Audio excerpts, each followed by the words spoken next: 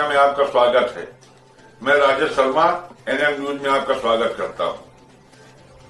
हमारे देश में महिलाओं व बहन बेटियों पर बढ़ रहे जुर्म और अत्याचारों की लगातार जो तस्वीरें सामने आ रही हैं, वह चिंता को बढ़ाने वाली है। महिलाओं की सुरक्षा को लेकर तमाम कठोर कानून तो बने, मगर बावजूद इसके महिलाओं व बेटियों के दिलों में बढ़ती असुरक्षा की भावना को कम करने की हर कोशिशें आज नाकाम होती दिखाई पड़ रही हैं, जिस पर अंकुश लगाया जाना बहुत जरूरी है। जहां एक तरफ बहन बेटियां समाज की प्रगति में बराबर की हकदार बनकर पुरुषों के साथ कदम से कदम मिलाकर चल रही हैं, वहीं दूसरी तरफ उनकी रक्षा और सुरक्षा भी बड़ा मुद्दा बनता जा रहा है। आइए देखते हैं ये रिपोर्ट। नारी सशक्तिकरण, बेटी बचाओ बेटी पढ़ाओ जैसे शिक्षाप्रद वादे व नारे सुनने में बहुत अच्छे लगते हैं, मगर इनकी सच्चाई हकीकत में कुछ और है। आज के इस आधुनिक दौर में जहां बेटियां व महिलाएं समाज की प्रगति में बराबर अपना सहयोग देकर देश व समाज में नाम रोशन कर रही हैं, वहीं दूसरी तरफ हमारे समाज में कियों से हैवानियत की हदें पार करने वाली तमाम ऐसी घटनाएं हो रही हैं, जिन्हें देखकर लगता है कि समाज हमारा कहाँ जा रहा है। कहीं लव जिहाद तो कहीं प्रेम प्रसंग में हत्या तो कहीं विकृत मानसिकता की शिकार हो रही हैं बेटियां। अभी हाल में ही कानपुर की एक बेटी स्कूल जाते वक्त रास्ते से गायब हो गई, जिसे 20 दिन बीत चुके हैं, मगर आज तक पुलिस पता नहीं लगा सकी है। परिवार दर दर भटक रहा है। इस संदर्भ में परिवार जब भारतीय जनता पार्टी के अल्पसंख्यक मोर्चा की जिला उपाध्यक्ष सिमरन कौर से मिला, तो उन्होंने डीसीपी से मिलकर इस मामले की कार्रवाई करने को कहा।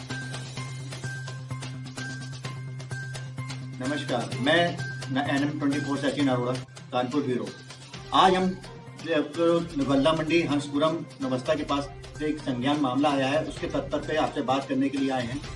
हमारे साथ है सुख शक्ति सिमरन फाउंडेशन की अध्यक्षा सिमरन कौर जी। इनके पास एक मामला आया है, उसके बारे में हम उनसे विचार लेते हैं क्या मामला है, कैसे क्या है, इसके बारे में बताइए। नमस्कार, मैं सिमरन कौर, सुख शक्ति फाउंडेशन की अध्यक्षा और संस्थापक जिला उपाध्यक्ष अल्पसंख्यक मोर्चा से हूँ। और मेरे संज्ञान में जो ये केस आया है, पीड़ित व्यक्ति जो कि 3 तारीख से इनकी बेटी गायब हुई है, प्रशासन ने कोई कार्रवाई इनकी शिक्षानुसार नहीं की है, गुमशुदगी में डाला हुआ उस केस को। और आज 20 तारीख हो गई है। कल मेरे संज्ञान में एक केस आया और मैंने आज इस पर कार्रवाई की है।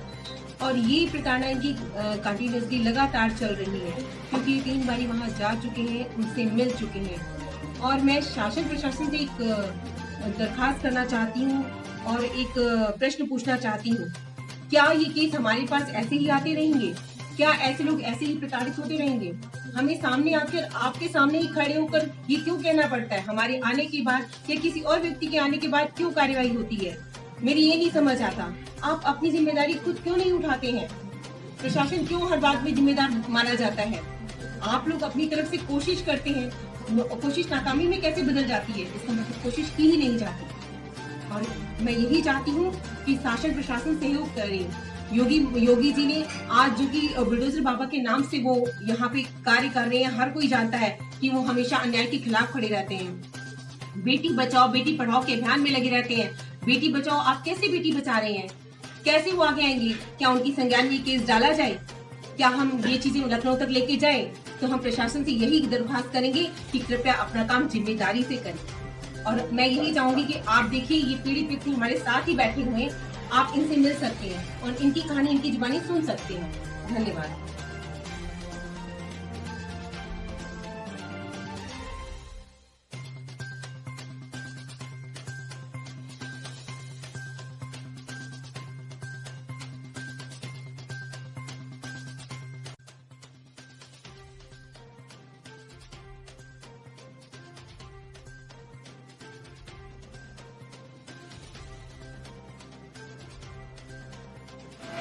आज आप डीसीपी साउथ साहब के कार्यालय में आए थे यदुनंदन जी के मामले को लेकर। इनकी बेटी पिछले 20 दिनों से गायब थी, तो क्या वार्ता हुई और डीसीपी साहब ने क्या आश्वासन दिया? नमस्कार, मैं सिमरन कौर, सुख सिमरन शक्ति फाउंडेशन की फाउंडर और अध्यक्षा और जिला उपाध्यक्ष अल्पसंख्यक मोर्चा बीजेपी से आप सभी के सामने प्रस्तुत हुई हूँ। फिर उसी केस को लेकर डीसीपी साउथ से मिलने आई, जहाँ पे उन्होंने यह आश्वासन दिया कि हम जल्द से जल्द लड़की का पता लगाएंगे और माँ बाप को पूरी सांत्वना के साथ उनकी पूरी सवालों का जवाब दिया जाएगा। और जो देरी हुई है उसके लिए उन्होंने कहा कि हम उस पर भी कार्रवाई करेंगे और लगातार उन्होंने ये बात भी बोली कि आगे से ये चीज़ें ध्यान में रखी जाएंगी। डीजीपी साउथ साहब ने क्या आश्वासन आपको दिया? डीजीपी साउथ साहब ने आश्वासन दिया हमको कि आपकी कार्रवाई होगी, आपका देखा सुना जाएगा, आपके मामले को जल्दी से जल्दी कार्रवाई की जाएगी। तो आप संतुष्ट हैं उनकी कार्रवाई से? हाँ, संतुष्ट हैं। जब कार्रवाई हो तब संतुष्ट हो जाएंगे। सच तो यह है कि शहर हो या प्रदेश, इस तरह की घटनाओं पर अंकुश लगाने की हर कोशिशें नाकाम नजर आ रही हैं।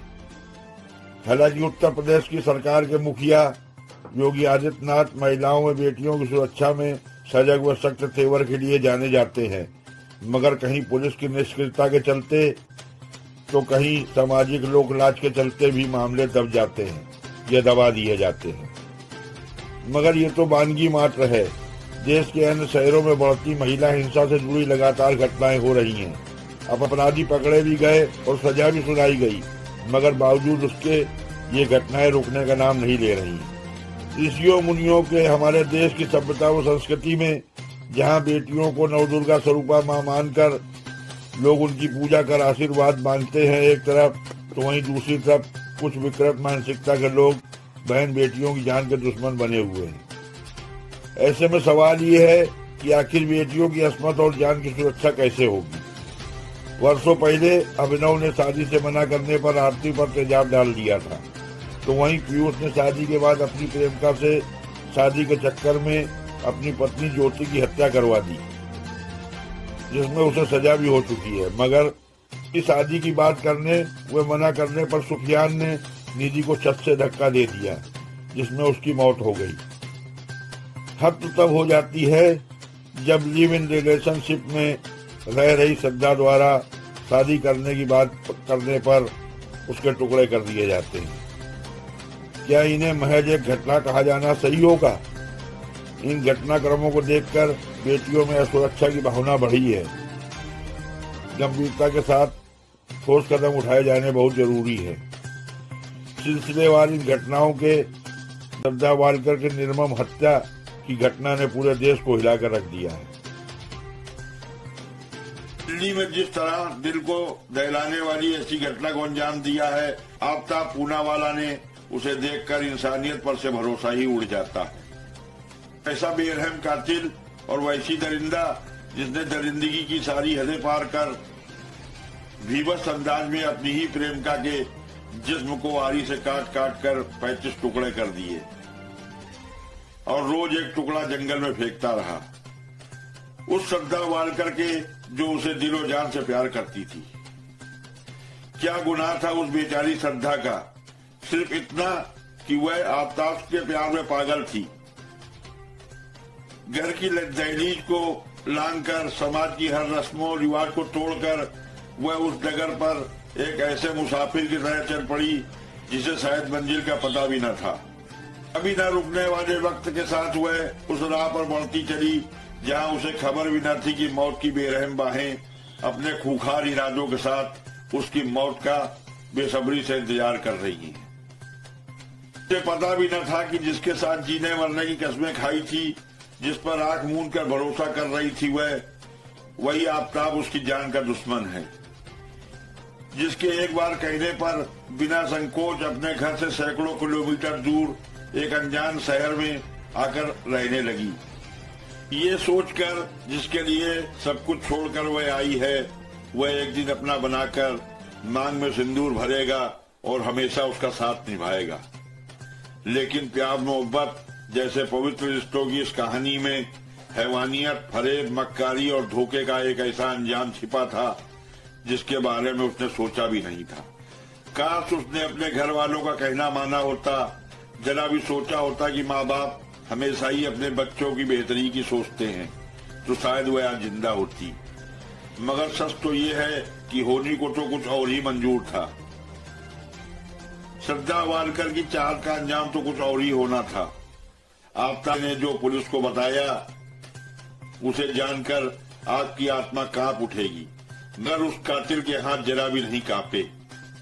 उसके अनुसार सद्दा उससे शादी करने का दबाव अक्सर बनाती रहती थी, जिसको लेकर दोनों में अक्सर झगड़ा भी हुआ करता था।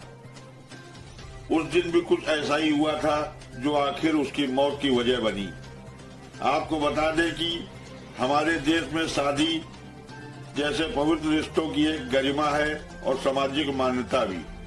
में सद्दा की जिद जायज और तर्कसंगत थी, मगर यह बात आफ्ताब को शायद इसलिए पसंद नहीं आ रही थी क्योंकि प्यार के नाम पर वह उसके साथ छल कर रहा था। बात की पुष्टि इस बात से भी हो रही है कि सद्दा के अलावा उसके कई और लड़कियों से भी संबंध थे। सद्दा के मर्डर के बाद भी किसी और लड़की का उसके फ्लैट में आना दर्शाता है कि उसे सद्दा की मौत का जरा भी अफसोस नहीं था।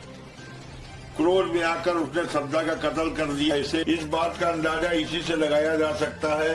कत्ल करने के बाद 18 दिन तक उसी घर में लाश के साथ रहकर रोज उसके जिस्म के टुकड़े रात 2 बजे घर से निकल दूर जंगल में जाकर फेंकता रहा था।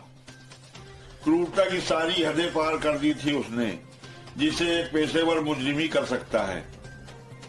एक पेशेवर कातिल की तरह आफ्ताब ने अपने मंसूबों को पूरा किया, जिसे देखकर लगता है कि वह एक सातिर दिमाग का इंसान है। मगर मुजरिम चाहे जितना सातिर क्यों ना हो, कानून के लंबे हाथों से ज्यादा दिन बच नहीं सकता है। आफ्ताब ने सोचा था शायद कि वह कानून की आंखों में धूल झोंकने में कामयाब हो गया है, मगर कानून की आंखों में धूल झोंककर बचा नहीं जा सकता है। पुलिस की तत्परता इस बात का सबसे बड़ा सबूत है कि कत्ल करने के 6 महीने बाद भी वह आखिर पकड़ा ही गया। अब देखना यह है कि हमारे देश की कानून व्यवस्था से सद्दा वालकर के परिवार को न्याय मिल सकेगा या नहीं। आज सद्दा वालकर और आफ्ताब पूनावाले की कहानी हर बच्चे की जुबां पर है। ऐसे में सवाल ये उठता है कि हमारे समाज को भी इस तरह की घटनाओं से सीख लेनी होगी ताकि भविष्य में इस तरीके की घटनाओं की पुनरावृत्ति न हो सके।